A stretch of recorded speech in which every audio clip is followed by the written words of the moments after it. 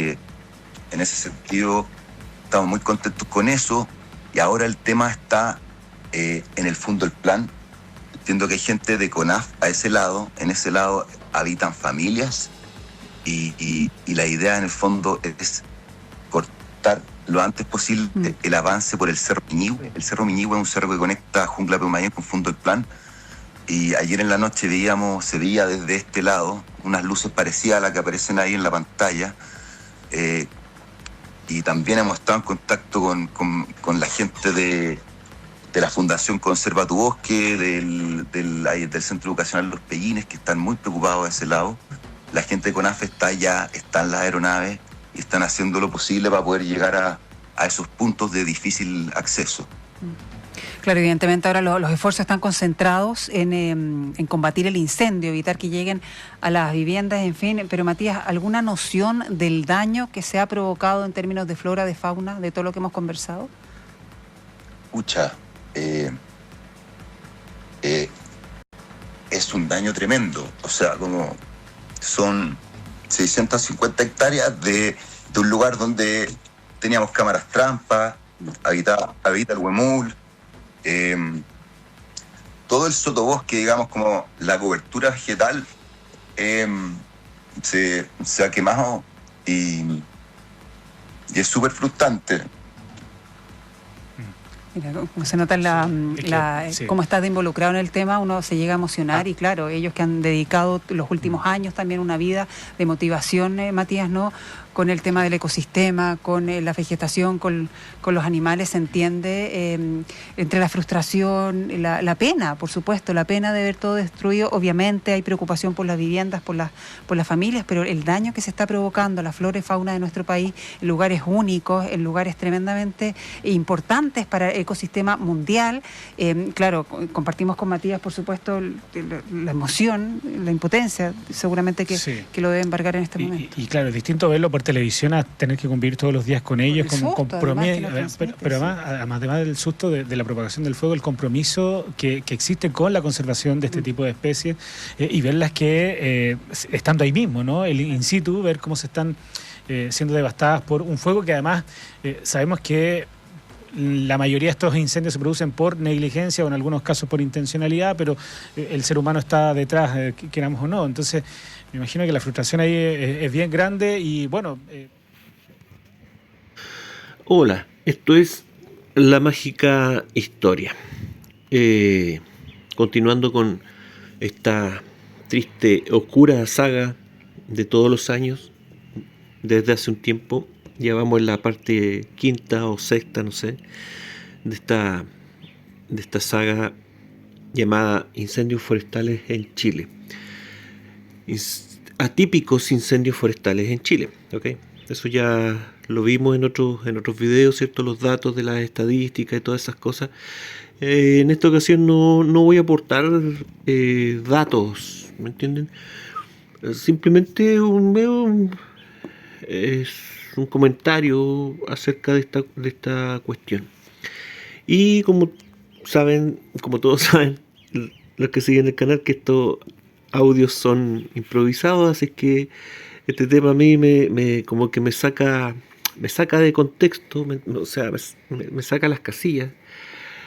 Y así que si me salgo de madre por ahí entre medio, de antemano les pido disculpas, pero creo que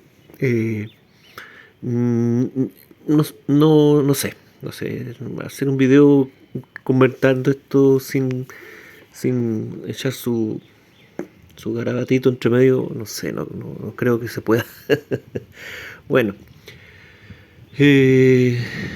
ya desde hace un tiempo estamos acostumbrados a que los medios de prensa, los políticos de turno y alguna que otra institución nos ofrezcan un abanico de estúpidas ideas acerca de qué es lo que pasa con este asunto de los incendios forestales. ¿Okay? Hemos escuchado ideas de todo tipo. Yo mismo he discutido con amigos de distinto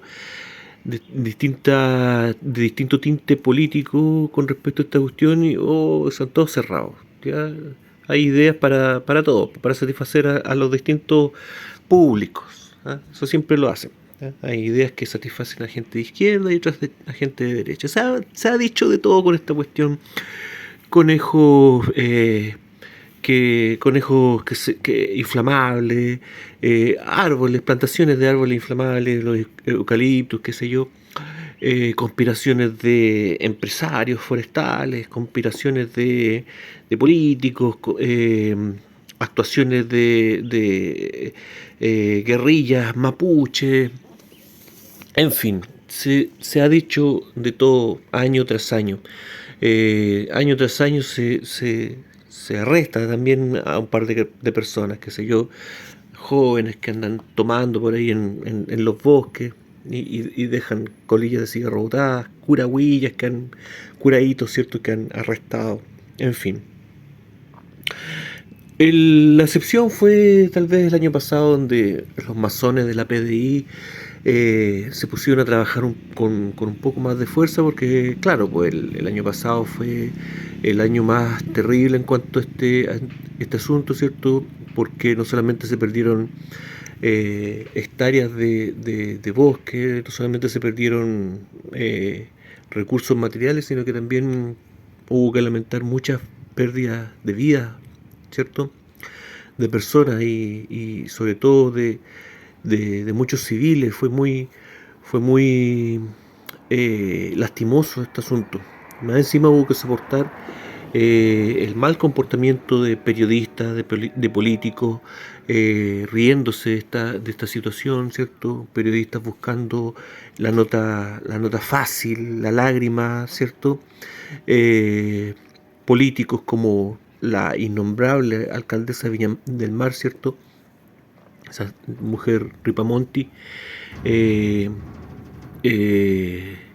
haciendo todo un espectáculo de seriedad frente a las cámaras, cuando en realidad los testimonios de los afectados decían otra cosa, pues decían que la ayuda más mínima no se les fue entregada. Después tuvimos que soportar insufribles shows de apoyo, de ayuda, ¿cierto?, de recaudación de bienes que parece que nunca llegaron, se perdieron por ahí, prostitutas que decían ayudar, prostitutas y músicos, ¿cómo se les llama ahora? Músicos urbanos, ¿cierto?, que acaparaban cámaras ahí para ayudar, y después salían nuevamente acaparando cámaras diciendo que le habían robado la ayuda, en fin, ese tipo de cosas. Y obviamente hubo más presión de la opinión pública, pero la PDI, los masones de la PDI, ¿cierto?, respondieron entregando a los culpables de toda esta situación. ¿Quiénes eran los culpables? Un par de bomberos y de brigadistas de la CONAF, las mismas personas encargadas de apagar los incendios forestales. Ahí tenía que apuntar el dedo, sí, allí colguémoslo, ahí al paredón, a quemarlos, al escarnio público, ¿cierto? Claro que sí. Y para esto entregaron contundentes pruebas, ¿cierto? Lo vimos en vivo en televisión, apareció en vivo, ¿cierto?, las redadas en la casa de estos personajes, ¿cierto? Y aparecieron ahí los elementos incendiarios, ¿cierto? Era una cajetilla de cigarro envuelta con fósforos, y que más encima se notaba que estaba recién hecha en el mismo día, nuevecita de paquete. Insufrible para cualquier persona que no tenga un retardo mental. Obviamente eso era absolutamente absurdo, por decirlo menos, ¿cierto? No cuadra el trabajo de un par de personas, ¿cierto?, con la magnitud de los incendios del año pasado, la magnitud, la cantidad y la periodicidad de los incendios del año pasado. No da abasto para esa enorme empresa un grupo, ni siquiera un grupo, sino que 2, 3 pericos, ¿cierto? Y sobre todo con el argumento que entrega la PDI, ¿cierto? Porque claro, ya no puede ocuparse el argumento que se había ocupado en otras ocasiones en otros países, ¿cierto? Ese tema del héroe frustrado, ¿cierto? Que el bombero que que se vuelve pirómano, ¿cierto?, para convertirse, autoproclamarse héroe. No, ahora tenía que presentarse un panorama concreto, ¿cierto? Claro, encontrar horas extras, que le pagaran, buscar honorarios por horas extras, que le pagaran más horas extras. Claro que sí. Qué convincente. Pero ahí está el asunto. Toda esta mierda absurda, ridícula, insufrible, intragable, infumable, se vuelve canon, se vuelve realidad, se vuelve algo absolutamente sensato simplemente con el acto mágico de mostrarlo en televisión.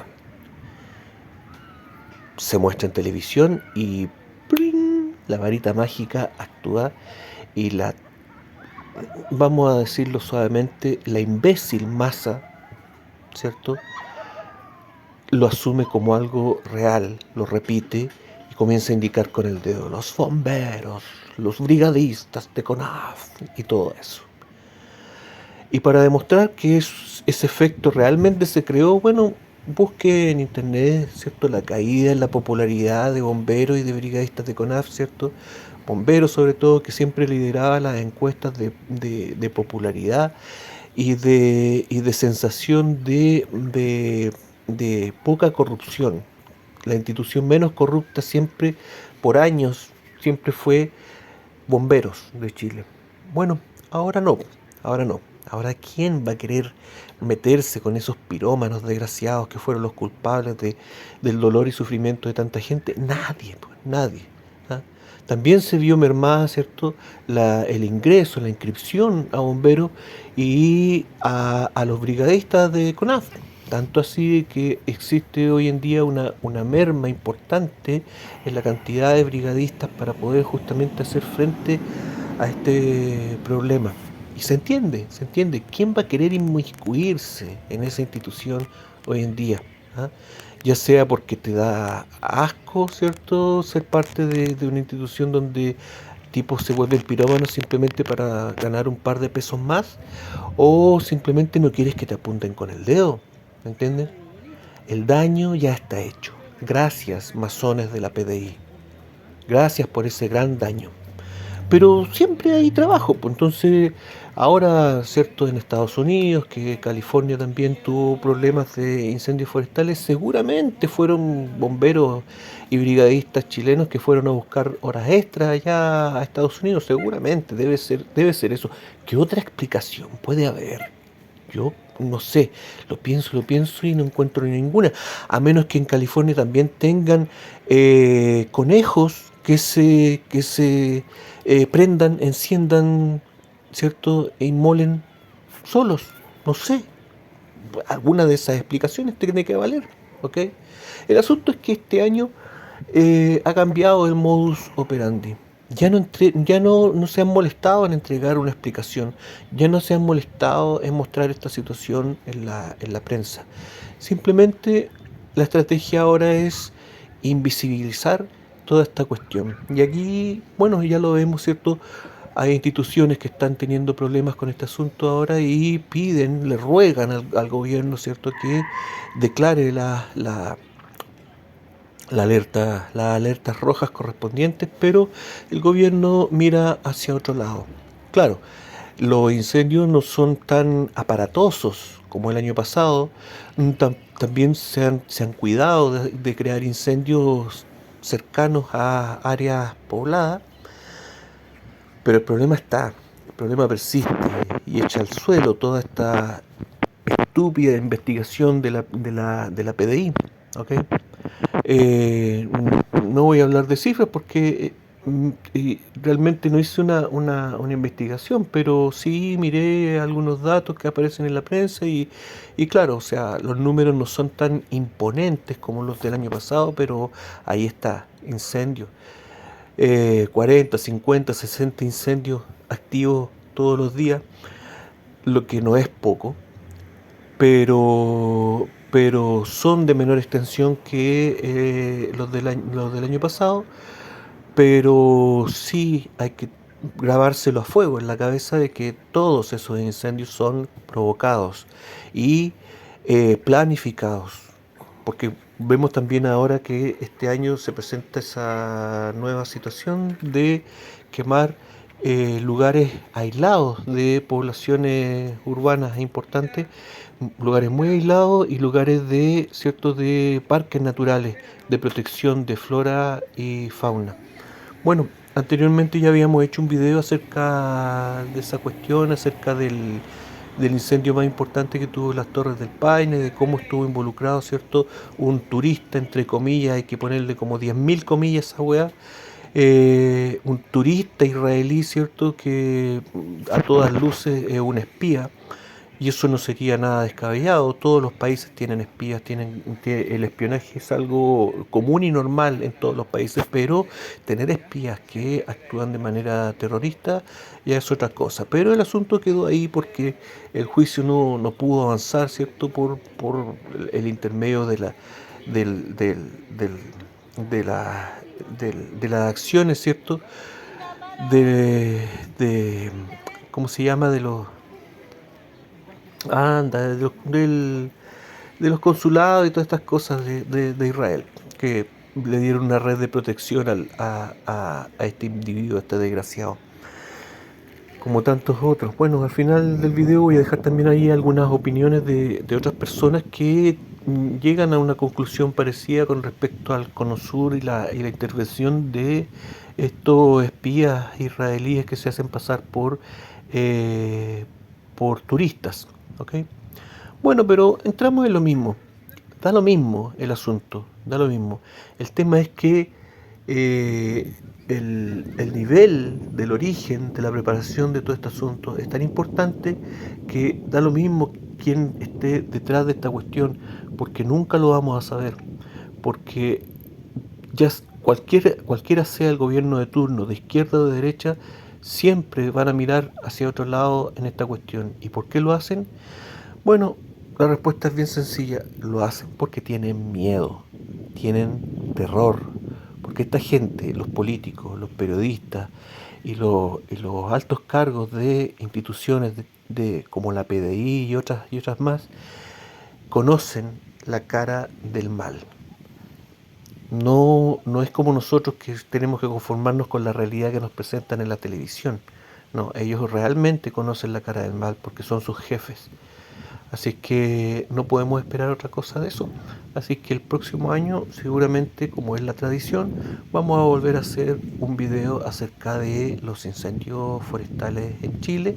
Y mientras tanto tenemos que conformarnos con ver la alfombra roja, ¿cierto? La gala del Festival de Viña y ver toda esa mierda decadente y chabacana en donde nos presentan a gente como prostitutas, como delincuentes, como estafadores y lo hacen ver como no solamente como líderes de opinión, sino que como dignas personas, ejemplos a seguir. Esa es la realidad que se nos presenta en las pantallitas y ya lo sabemos, la gente con conciencia sabemos que cualquier mierda que salga en televisión es canon y es ley y es religión para esa masa ignorante de gente de mierda que permite que el mal actúe constantemente y así no piden nada, no exigen nada, no somos nada. Sí sé, muchos me tildarán de ser un amargado de mierda, me da lo mismo, porque esta cuestión va a seguir así y lo único que podemos hacer es velar por nuestras propias acciones.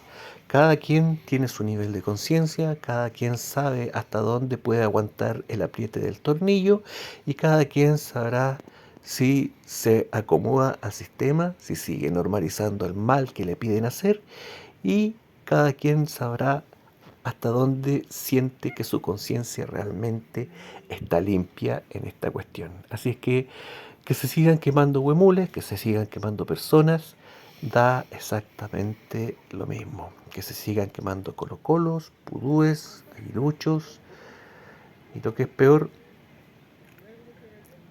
familias. Gracias. Esto fue La Mágica Historia. Que estén todos bien, cuídense. Chau, chau.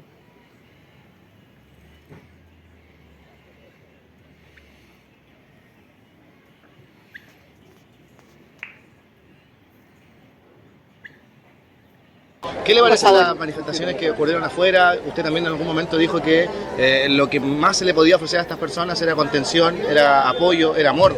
Palabras suyas. Así es. ¿Qué le parece también cómo se manifestaron y qué también sensación le genera a usted como alcaldesa? Sigo sosteniendo lo del amor porque es parte de mi tarea. Yo sigo esto de que tienes que amar a tu prójimo como a ti mismo desde siempre y no importa las movilizaciones, el sentimiento, lo que esté motivando a las personas, es mi tarea estar allí para cuando lo necesiten.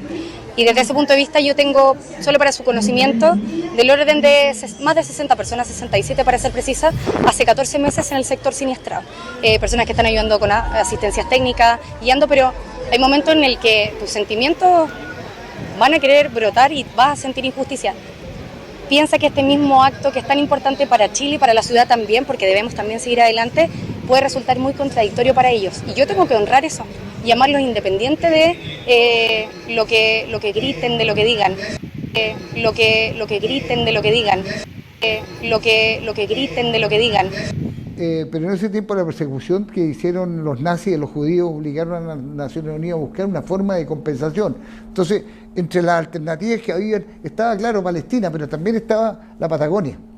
Y creo que es una ingenuidad de parte de Chile y de la seguridad y la defensa de Chile de no mirar qué es lo que está ocurriendo con la Patagonia, con las permanentes visitas de numerosos contingentes que vienen de civil, pero son contingentes recién egresados de las Fuerzas Armadas israelíes que han estado haciendo el servicio ahí, que son fuerzas regulares todavía, y que vienen a hacer cartografía, que vienen a hacer mapas a la zona. Eso no es ningún misterio, eso lo sabe las Fuerzas Armadas chilenas, lo sabe Carabineros, pero eso me lo dicen para callado. Oficiales, altos oficiales me han confirmado que es así. Que citó polémicas declaraciones del jefe del ejército, volvió a enrarecer el clima político dentro del gobierno. Pero la preocupación oficial duró poco, hasta que el propio general Roberto Bendini desmintió ante el ministro de Defensa José Pampuro las expresiones que le atribuyó un diario económico porteño en las que supuestamente advertía sobre intenciones de grupos judíos de apropiarse de la Patagonia. Según el diario, Bendini había dicho que pequeños grupos israelíes, ocultos en empresas turísticas y en algunas ONG, intentaban quedarse con la mayor reserva continental de agua potable y de hidrocarburos que hay en la Patagonia. La información explicó que el jefe del ejército sostuvo esto en una clase de la Escuela Superior de Guerra y en recorridas por unidades militares. Yo le he escuchado hacer declaraciones en relación a un eventual movimiento de ciudadanos israelíes en la década del 80 durante el gobierno de Alfonsín, que habían intentado hacer como una especie de instalación de un pueblo, digamos. ¿Qué pasó con ese proyecto? ¿Siguió avanzando? ¿Se quedó como estaba? No, murió. Eso surgió, nadie sabe. Dicen que surgió de Tel Aviv, otros dicen que surgió de Buenos Aires, otros dicen que surgió de Washington. Yo creo que surgió de Washington, creo. Fue una época en que Israel se quejaba mucho por la persecución de la Unión Soviética a los judíos rusos, año 84, 85, por ahí. Y entonces, por pedido del Departamento de Estado, se lo consultó al doctor Alfonsín, que gobernaba la Argentina, si estarían dispuestos a recibir 25.000, era confuso si eran 25.000 personas o 25.000 familias. Pero ya si fueran personas era suficiente para fundar 2 pueblos, ¿no? Claro. En la Patagonia con 10.000, 12.000 ya es una ciudad. Y Israel, por supuesto, inmediatamente dijo que sí. El que dijo que no después de mucho forcejeo fue el gobierno soviético. Y fracasó por eso, no porque se opusiera a Alfonsín. Y entonces Alfonsín dijo que sí, y en ese momento Israel mandó una delegación a estudiar el terreno, y ahí sí se intensificó mucho la presencia de mochileros. Por eso dio pábulo a creer que los mochileros habían venido y siguieron viniendo después de este episodio por un problema territorial. El único proyecto territorial como tal, no de creación de un Estado, de crear 2 o 3 pueblos o un pueblo totalmente judío israelí, es ese, del año 85, creo que fue diciembre del 84 por ahí.